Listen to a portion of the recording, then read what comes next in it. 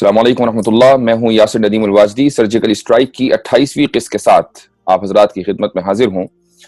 گزشتہ 2 ہفتوں سے میڈیا اور سوشل میڈیا پر بابری مسجد کا کیس چھایا ہوا ہے۔ اس موضوع میں شدت اس وقت آئی جب ملک کے مایہ ناز عالم دین اور دارالعلوم ندوۃ العلماء کے استاد حدیث اور مسلم پرسنل لا بورڈ کے سابق رکن مولانا سلمان ندوی نے روی شنکر سے ملاقات کی اور پھر میڈیا میں آ کر کچھ بیانات دیے۔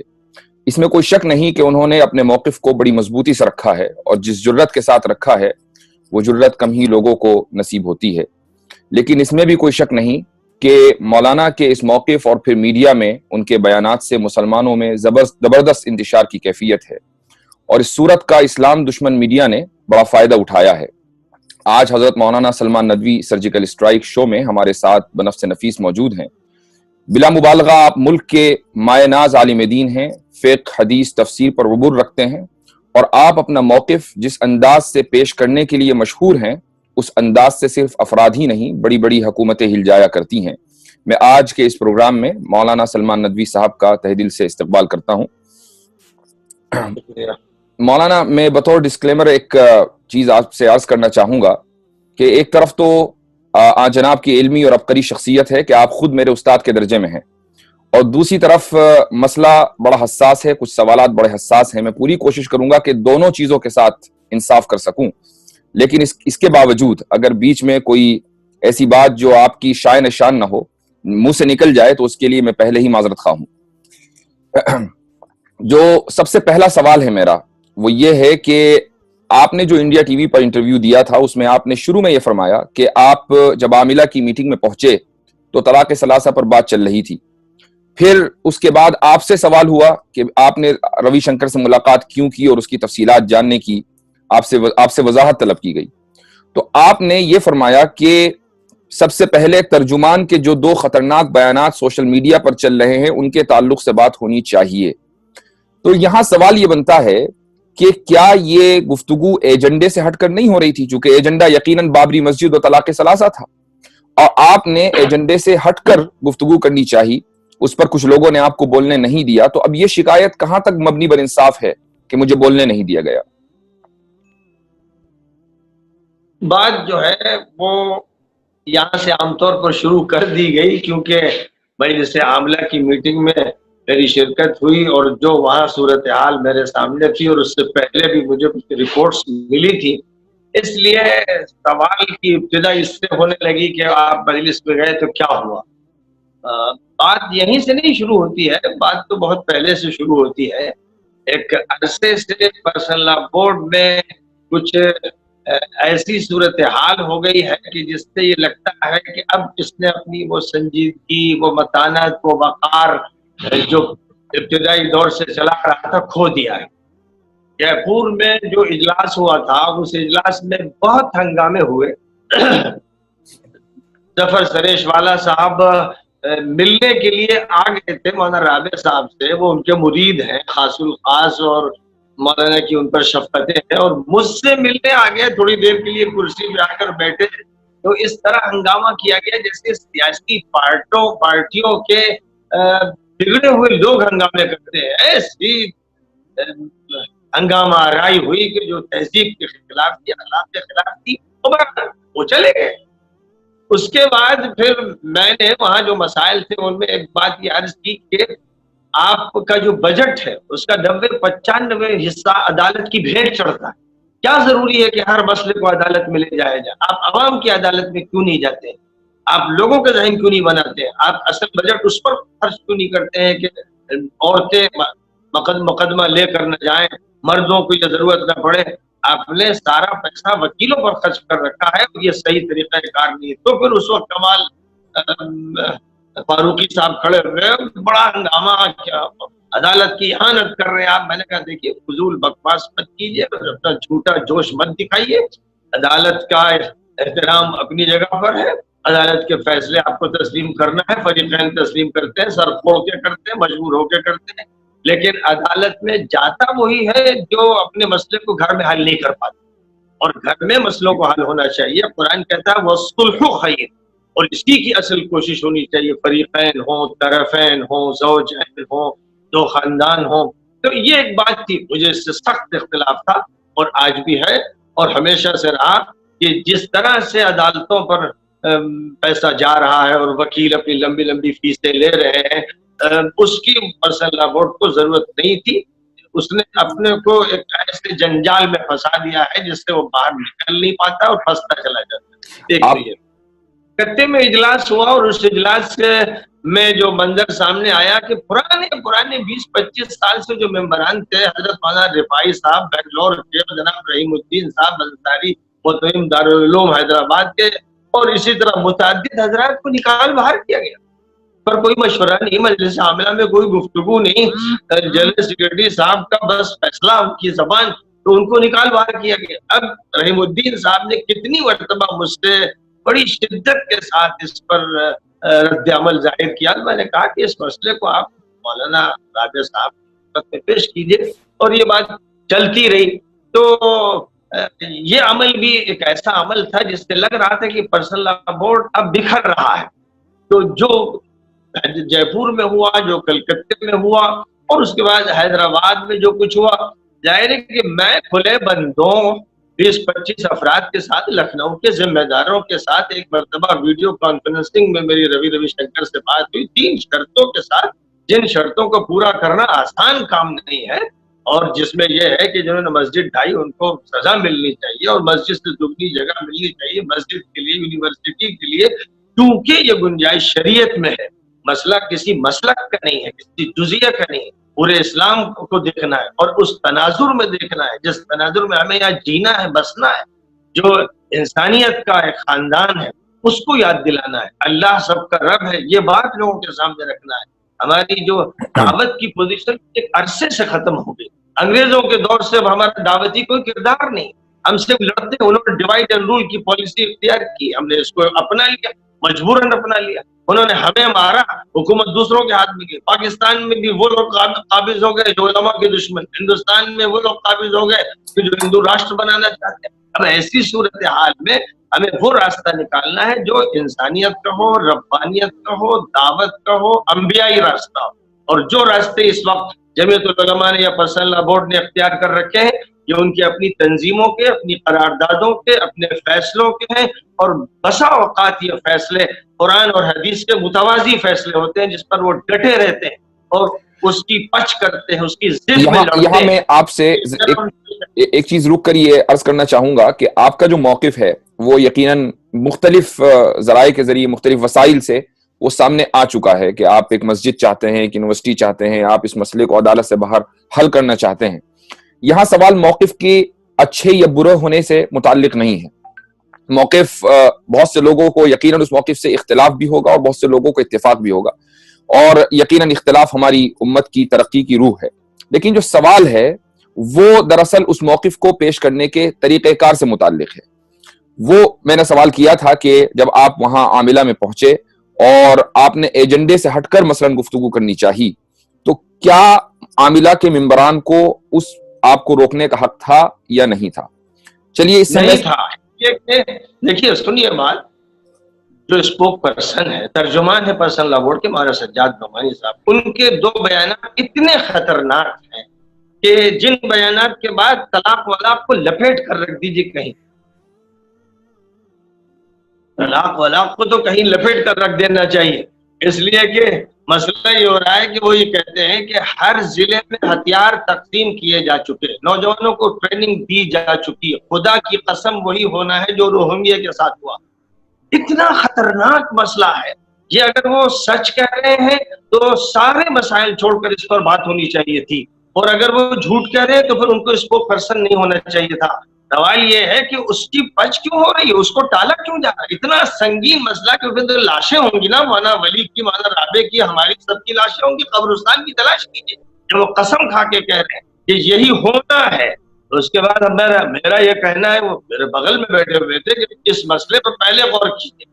ایجنڈا پہ ایجنڈا میں نہیں مانتا ہوں. ایجنڈا قرآن کی آیت ہے، ایجنڈا حدیث ہے. اتنا بڑا مسئلہ ہے جس میں جانوں کے جانے کا مسئلہ ہے، اس پر غور نہیں ہو رہا ہے. اسی طرح وہ یہ فرما رہے تقریر میں، کھلی تقریر جو پھیل گئی، نیٹ پہ پڑی ہوئی ہے، کہ RSS کے کیمپوں میں جاتا رہتا ہوں اور ان کے ذمہ داروں سے میرے ذاتی تعلقات. تب یہ دو اتنی خطرناک باتیں کہ بھائی ان پر اسی مجلس میں سوال ہو جاتا کہ بھائی مولانا آپ وضاحت کر دیجئے، پھر مجھ سے میری بات پوچھی جاتی. اب یہ کہ صاحب ایجنڈا ہے، یہ قرآن کی آیت یوں ہے الحمدللہ رب العالمین کے بعد الرحمن الرحیم ہوگا، بیچ میں کوئی آیت نہیں آئی ہوگی، میں تو اس کو نہیں مانتا، اس کے خلاف ہوں، ایسے ایجنڈے کو میں تھوک دیتا ہوں. دو تقریروں کا آپ نے حوالہ دیا مولانا سجاد نعمانی کی، اور اسی انڈیا ٹی وی کے انٹرویو میں آپ نے یہ بھی کہا کہ اس بیان سے، جو مولانا کا جو بیان ہے کہ میں آر ایس ایس کے کیمپوں میں جاتا رہتا ہوں، یہ پتہ چلتا ہے کہ گویا کہ آر ایس ایس سے ان کے روابط ہیں. اور آپ نے یہ بھی فرمایا کہ ایسا لگتا ہے کہ بورڈ کو آر ایس ایس ڈکٹیٹ کر رہا ہے. لیکن اگر آپ ان دونوں تقریروں کو دیکھیں، دونوں بیانات کو سامنے رکھیں، تو دونوں میں بظاہر تضاد تو ہو سکتا ہے، لیکن اس سے یہ ثابت کہیں نہیں ہوتا کہ مولانا کے ذریعے بورڈ میں آر ایس ایس کا انفلوئنس ہو چکا ہے. اس لیے کہ اگر وہ ایک طرف یہ کہہ رہے ہیں کہ میرے آر ایس ایس کے لوگوں سے ذاتی تعلقات ہیں، اور اس سے آپ یہ نتیجہ نکالتے ہیں کہ بورڈ میں آر ایس ایس کا انفلوئنس ہے، تو پھر یہ کیسے ممکن ہے کہ دوسری تقریر میں مولانا آر ایس ایس سے ڈرانے بھی لگیں اور اس کے اوپر یہ بھی الزام لگانے لگیں کہ وہ لاکھوں اور کروڑوں لوگوں کی ایتھنک کلینزنگ کرنے والی ہے؟ یہ تو دونوں میں تضاد تو ہو سکتا ہے. معلوم ہوا کہ مولانا کی باتوں میں کنٹرڈکشن ہے، اور وہ بورڈ کے ترجمان ہیں. اگر وہ صرف خانقاہ کے پیر ہوتے، کسی مدرسے کے استاد ہوتے تو موضوع الگ ہوتا، لیکن جب وہ بورڈ کے ترجمان ہو کر اتنی اہم و سنگین باتیں کر رہے ہیں تو بورڈ کو نوٹس لینا چاہیے. اتنی اہم باتوں پر نوٹس نہ لیا جائے، اور پہلی مجلس عاملہ ہو رہی ہے ان تمام باتوں کے بعد، اور میں توجہ دلا رہا ہوں کہ ان پر نوٹس لے لیجیے، پوچھیے ان سے بھی تو معلوم کیجیے کہ آپ یہ بیانات کیسے دے دیے انہوں نے. اور رہا استنتاج، تو یہ کوئی فقہی مسئلے کا استنتاج نہیں ہے، یہ تو ایک بات یہ ہے کہ جو آدمی ترجمان اتنے بڑے بورڈ کا وہ آر ایس ایس کے ذمہ داروں سے ملتا ہے، اس کے روابط نہیں، یہ تو بڑی خطرناک بات ہے. اور اس میں یعنی ایک خدشہ بیان کیا گیا کہ اس کا مطلب یہ ہوا کہ جب ترجمان کے روابط ہیں اور ترجمان ہی جو ہوتا ہے ضمیر کو بیان کرتا ہے، اس لیے پرسنل لا بورڈ تو مشکوک ہو جائے گا. مقصد یہ ہے یہ نہیں کہ صاحب آر ایس ایس سے اس کا تعلق ہو گیا، میں جانتا ہوں، دنیا جانتی ہے کہ یہ صورتحال نہیں ہے، لیکن جہاں تک تعلق ہے کہ جب ترجمان یہ باتیں کرے گا تو وہ ساری باتیں پرسنل لا بورڈ پہ جائیں گی. اگر آپ کی ذاتی رائے آر ایس ایس کے تعلق سے جانی جائے تو آپ کیا فرماتے ہیں آر ایس ایس کے تعلق سے؟ کیا واقعی وہ جنگجو میں یہ کہتا ہوں آر ایس ایس کا بہت بڑا ہولڈ ہے اس ملک میں، اس کی حکومت چل رہی ہے، اور آج اسی کی پارٹی بی جے پی کام کر رہی ہے. 1925 میں آر ایس ایس قائم ہوئی اور 1920 میں جمیعت العلماء قائم ہوئی. اب دونوں کا موازنہ کر کے دیکھ لیجیے جمیعت العلماء کہاں لے گئی کہ سیکٹر کمیٹی کی رپورٹ کے مطابق مسلمانوں کی نمائندگی انگریزوں کے آخری دور میں 35% تھی، اور آج 1% نہیں. تو مسلمان صفر تک پہنچ گئے. 10 لاکھ کے اجتماعات ہوتے ہیں، اور اس کے بعد یہ صورتحال ہے کہ سیکٹر کمیٹی کہتی ہے کہ سب سے زیادہ گرے ہوئے مسلمان ہیں. اور آر ایس ایس نے 1925 سے کام کیا، بہت ہی منظم شکل میں کام کیا پورے ملک. میرا سوال یہ ہے کہ آر ایس ایس مسلمانوں کی ایتھنک کلینزنگ اور میسکر کے لیے تیاری کر رہی ہے یا نہیں آپ کی نظر میں؟ نہیں، میں نہیں مانتا. یہ سب الزامات جو لوگ لگاتے ہیں ان کو چاہیے کہ وہ ثبوت پیش کریں، عدالت میں مقدمہ دائر کریں، حکومت کے سامنے بات کریں.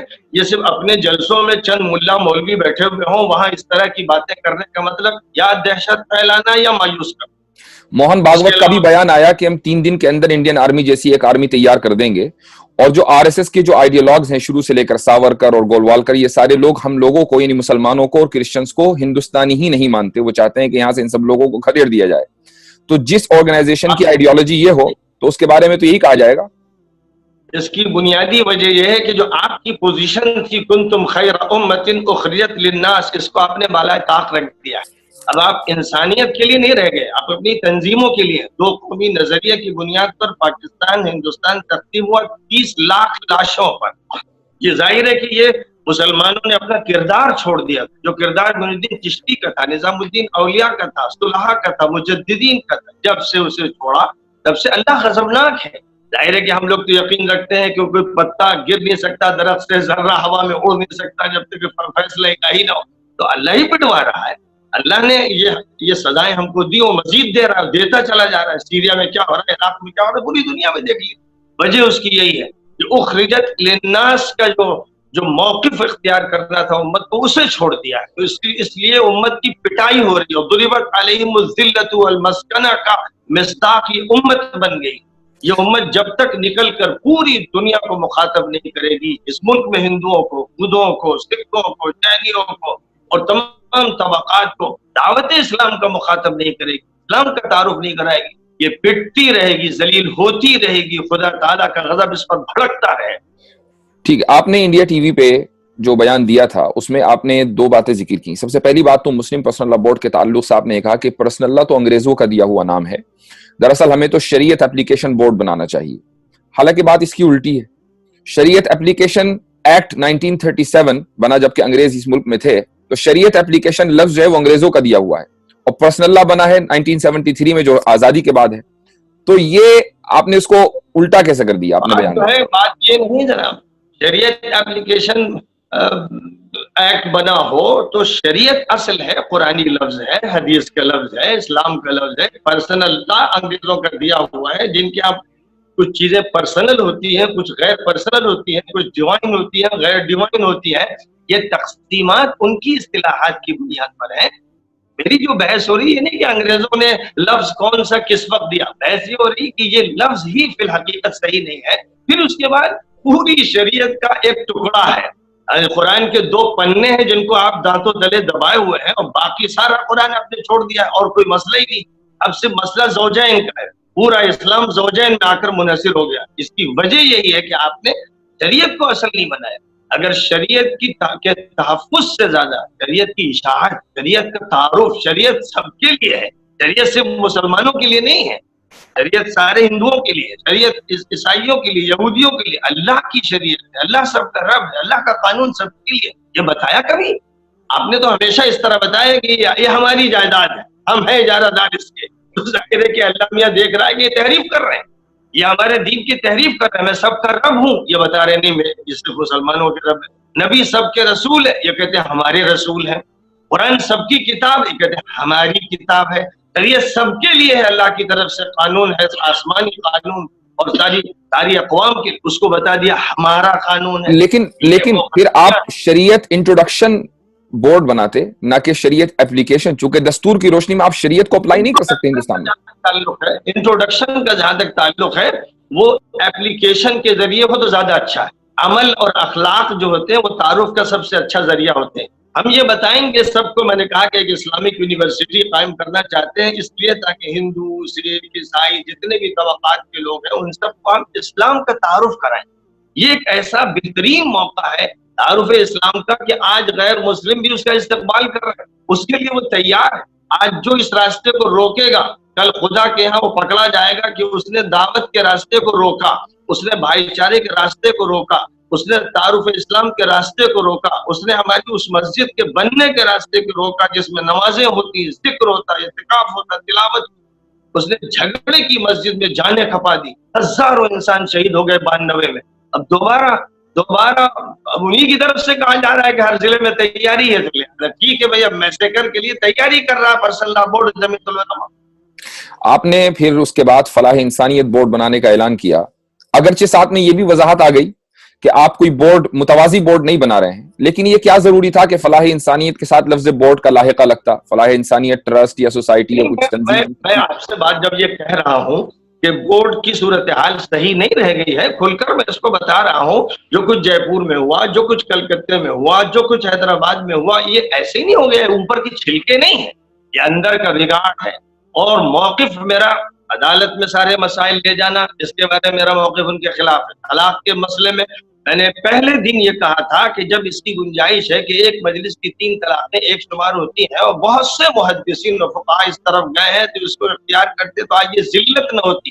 سپریم کورٹ نے طلاق کا مسئلہ ختم کر دیا کہ 3 طلاق لغو ہے، بے معنی ہے. پھر اس کے بعد پارلیمنٹ نے جو بل پاس کیا وہ بل منظور ہونا ہے. جناب اویسی صاحب نے مجلس عاملہ میں مخاطب کرتے ہوئے ذمہ داروں کو یہ فرمایا تھا کہ یہ آپ کا بل اب اسی حالت میں رہے گا کیونکہ اپریل میں بی جے پی کی اکثریت راجیہ سبھا میں ہونے والی ہے. یہ بات انہوں نے کہی تھی.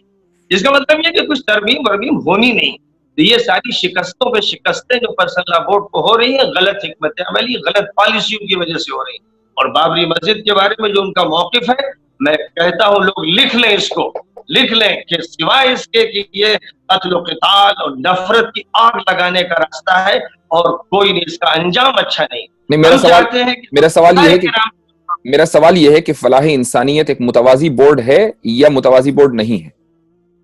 یہ ایک ایسا بورڈ ہے جس میں غیر مسلموں کے نمائندوں کو لیا جائے گا، چیف جسٹس سے سابق چیف جسٹس اس کے صدر ہوں گے، اور تمام مذاہب کا ایک ایک بڑا نمائندہ نائب صدر ہوگا، اور اس کے بعد اس میں میڈیکل ہیلپ کا بھی اور لیگل اسسٹنس کا بھی اور ویمن رائٹس کا بھی اور چلڈرنس کے رائٹس کا بھی ہوگا، اور پھر اسی میں ایک شریعت اپلیکیشن دیں۔ ہماری کوشش یہ ہے کہ جیسے پرانے دور میں مہاراجاؤں کے دور میں پہلی صدی میں جیسے علامہ سید سلیمان ندوی نے لکھا، میں نے بھی اپنے رسالے میں حوالہ دیا کہ یہاں قاضی شرعی ہوتے تھے، تو اب قاضی شرعی والی حیثیت ہو اور حکومت منظوری دے تاکہ قاضی اپنی بات جو کہے اور جو فیصلہ کرے اس کا نفاذ ہو سکے۔ ہم چاہتے ہیں اس طرح کی کوشش ہو، ایک پیرالل ادارے کی شکل نہ ہو جس پر اعتراض بھی وقتاً فوقتاً ہوتا ہے، کبھی قانون والوں کو کبھی عدالت والوں کو، تو قاضی شرعی کا تعین کیا جائے اور جو عدالتیں ہیں انہی عدالتوں میں ایک قاضی شرعی بھی موجود رہے۔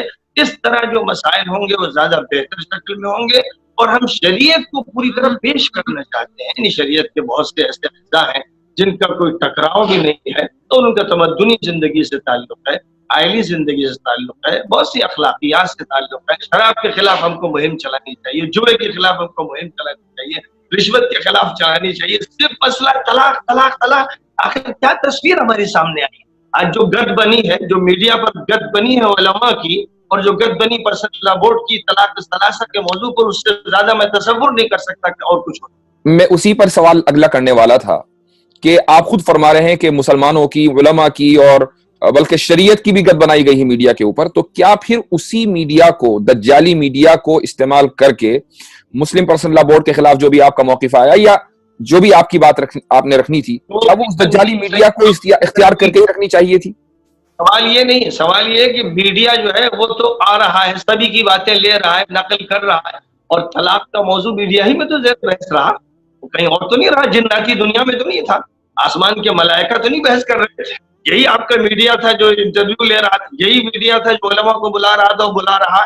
تو جو درگت بنی میڈیا میں بنی، اب میڈیا میں صفائی پیش کرنی۔ ہم آج ماشاءاللہ تمام میڈیا میں اللہ کی بات کر رہے ہیں، ہم نبیوں کی بات کر رہے ہیں، ہم ولیوں کی بات کر رہے ہیں، ہم انسانیت کی بات کر رہے ہیں۔ میڈیا کو توفیق نہیں ہوئی تھی ان باتوں کو نقل کرنے کی، لیکن آج وہ جب ہمارے پاس آ رہے ہیں تو ہماری یہ باتیں ان کو نقل کرنی پڑ رہی۔ ہم کو یہ چاہیے کہ میڈیا کا ہم انبیائی مشن ہے کو ادا کرتے رہے۔ اگر ویڈیو جو ہے ٹیڑھی ہو گئی، اس کو ذرا سا سیدھا کر لیں، جزاکم اللہ۔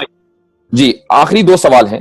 سب سے پہلا جو سیکنڈ لاسٹ میرا کوشچن ہے وہ یہ ہے کہ آپ نے فرمایا کہ مسلم پرسنل لا بورڈ کے اندر سب کچھ اچھا نہیں ہے اور گزشتہ چند سالوں سے اس طرح کی یہ سلسلہ چل رہا ہے، تو کسی بھی سسٹم میں اگر کچھ بگاڑ آتا ہے تو مناسب یہ لگتا ہے کہ سسٹم کا حصہ بن کر آپ اس بگاڑ کو ٹھیک کریں۔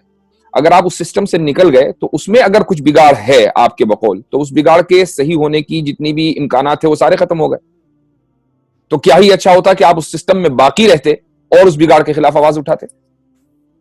یہ میرا تجربہ رہا کئی سالوں سے کہ اب ایسی صورتحال ہے کہ وہاں سنجیدگی کے ساتھ مسائل پر غور نہیں ہو رہا۔ اب اتنا سنگین، میرے نزدیک سب سے بڑا سنگین مسئلہ وہ تھا جو ترجمان نے بیان کیا، اس پر غور کے لیے تیار نہیں، سر جوڑ کر بیٹھنے کے لیے تیار نہیں۔ مجھے آپ بتائیے کہ 1949 میں مورتیاں رکھی گئی تو کون تھا یہ مائی کا لال، یہ بڑے علامہ دہر جس نے اس مورتی کو نکالا؟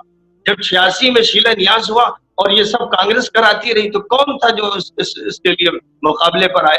92 میں نرسمہا راؤ نے اپنی نگرانی میں مسجد توڑوائی۔ مجھے بتائیے کہ صاحب 1947 سے کانگریس اس ملک میں رہی، 25,000 فسادات ہوئے، مولانا ارشد مدنی دامت برکاتہم تقریروں میں فرماتے ہیں یہ سارے فسادات کانگریس کے دور میں ہوئے۔ بابری مسجد میں مورتی کانگریس نے رکھوائی، بابری مسجد کا شیلا نیاز کانگریس نے کروایا، بابری مسجد کو ڈھانے کا عمل کانگریس نے کیا، اور کانگریس ہی صنم ہے، وہی ہبل دیوتا ہے، اسی کی پوجا ہو رہی ہے۔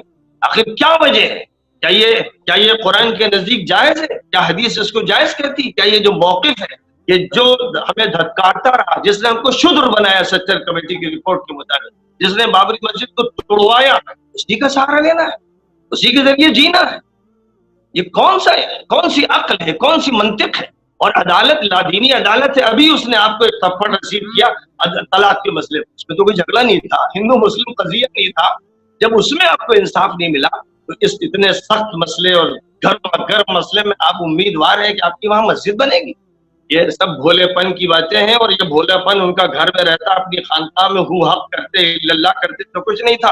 تمام پبلک کو مروانا چاہتے ہیں، نفرت کی آگ لگی ہوئی ہے، اس آگ میں تیل ڈالنا چاہتے ہیں. میرا آخری سوال یہ ہے کہ آپ روی شنکر سے کیوں ملے؟ روی شنکر کے بارے میں ایک عام خیال یہ ہے کہ یہ شخص بی جے پی کا ایجنٹ ہے، آر ایس ایس کا ایجنٹ ہے، اور میں کھلے عام کہتا ہوں، یہ ویڈیو بہت سے لوگ وہ بھی دیکھیں گے جو روی شنکر کے چاہنے والے ہیں. تو روی شنکر سے ملنا ایک بہت ہی آپ کے موقف کو ہلکا کرنے والی چیز تھی. اگر آپ ڈائریکٹ فریق سے ملتے. جو لوگ بھی یہ بات کہتے ہیں وہ خود بڑے ہلکے ہیں. روی شنکر مجھ سے ملے، میں ان سے نہیں ملا. وہ میرے گھر پر بنگلور میں آئے جہاں میرا قیام رہتا ہے، وہاں انہوں نے آ کر بات کی اور میں نے ان سے بات کی. وہ سب ساری دنیا میں الملا سنی گئی. میں بیٹھ کے ان سے جو بات کر رہا ہوں توحید کی اور انسانیت کی اور عدل کی اور انصاف کی، وہ کمرے میں نہیں کر رہا ہوں اور پھر ان سے نہیں کر رہا ہوں. میری بات تمام سادھو سنتوں سے ہو رہی ہے، ہوتی رہے گی. اس کو جو وہ مغالطے میں ڈال رہے ہیں، آنکھوں میں دھول جھونک رہے ہیں. روی شنکر ایک انسان ہے جنہوں نے ایک ابتدا کر دی. لیکن اب ہماری جو ملاقاتوں کا دائرہ ہے، ابھی آپ دیکھیں گے انشاءاللہ ہم لوگ ایک پریس کانفرنس کریں گے جس میں ہم لوگوں نے بورڈ کی جو تشکیل کا فیصلہ کیا ہے، اس میں جو ہندوؤں میں سب سے بڑے ہوں گے، بدھوں میں بڑے ہوں گے، سکھوں میں بڑے ہوں گے، عیسائیوں میں بڑے ہوں گے، ملک میں جو مذاہب ہیں ان کے جو بڑے ہیں ان سب کو بلا کے بیٹھیں گے کہ آپس میں جتنے مسائل ہیں. سڑکوں پر آج مارا جا رہا ہے، کبھی گائے کا الزام، کبھی لو جہاد کا الزام، اور کبھی انڈین مجاہدین کا الزام. کیا کیا الزامات ہیں سب. یہ جو جھوٹ بولا جا رہا ہے، جو فراڈ ہو رہا ہے، جو نفرت کی آگ لگائی جا رہی ہے، اس آگ کو بجھانا ہے. اور اس آگ کو بجھانے کے لیے ملنا پڑتا ہے. اس کے لیے عدالت کا دروازہ نہیں کھٹکھٹایا جاتا. ایک آخری سوال اور کروں گا کہ رشوت کا آپ کے اوپر الزام لگا اور پوری ملت اسلامیہ نے بیک زبان اس الزام کو مسترد کر دیا. میں سمجھتا ہوں یہ ایک نیک فعل ہے. حتیٰ کہ مسلم پسند لا بورڈ کے بھی کچھ اراکین کی طرف سے بیان آیا کہ ہم اس الزام پر بالکل بھی یقین نہیں رکھتے. تو اب سوال یہ ہے کہ انہوں نے اس نیک فعل، میں سمجھتا ہوں کہ ایک نیک فعل ہے اور اجتماعیت اس سے ثابت ہوئی، جس سے آپ کا یہ الزام جو آپ کے خلاف لگا تھا یہ آگے نہیں بڑھ پایا. تو کیا اس اجتماعیت کی خاطر سلمان ندوی خاموش نہیں رہ سکتے؟ اویسی صاحب نے اپنی وہ زبان جو غیر مہذب ہے اور معروف ہے پورے ملک میں اپنی بد تہذیبی میں، پرسنل لا بورڈ کے اجلاس میں جو گالی گلوچ کیا انہوں نے، یہ پرسنل لا بورڈ کے اجلاس کی سب سے اہم تقریر تھی، وہی میزبان تھے. اور جو کچھ کہا اعظم خان ہے اور جو کچھ کہا فلاں اور بہت سے لوگوں نے. تو بات اس کی نہ کیجیے. ہمارا دفاع اس موقع پر جو سب سے بڑا دفاع کیا وہ غیر مسلموں نے کی. یہاں تک کہ اجودھیا کی تنظیم سے امرناتھ کو نکال کے پھینک دیا گیا. روی شنکر نے اس کو اپنی تنظیم سے نکال کے پھینکا. تمام اخبارات میں یہ خبریں آئیں. مسلمانوں کی طرف سے دفاع سے زیادہ اس وقت انہوں نے دفاع کیا. اب ظاہر ہے کہ یہ تو اللہ کی طرف سے ہے کہ ایک شخص نے جھوٹ بولا جو بڑا ذمہ دار شمار ہوتا تھا، وہ خود ہی ذلیل ہو گیا.